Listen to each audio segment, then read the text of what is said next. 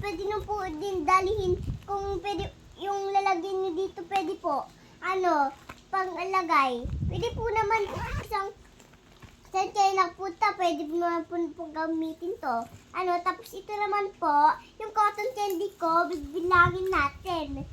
1, 2, 3, 4, 5, 6, 7, 8, 9. So, 9 po yung candy ko kasi hindi naman po siya kulang. Ganyan po yung candy ko. So, lalagay po, pwede nyo po ilagay dito po. Pwede nyo po ilagay. Ganyan po. Ang dami-dami niya po. 9 pa po siya 9.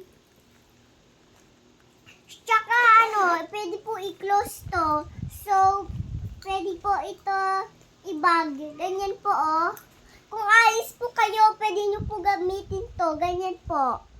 At so, pwede po kayo maglagay dito ng kung magdala kayo ng ng mabigat. So, kapag nagdala kayo dito ng mabigat, ipabuhat nyo siya mami nyo kasi, mabigat yung nilagay nung, dito po. Ganyan po.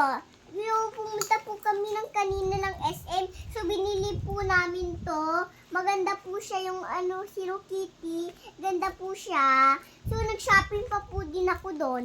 Ganda po. Bye!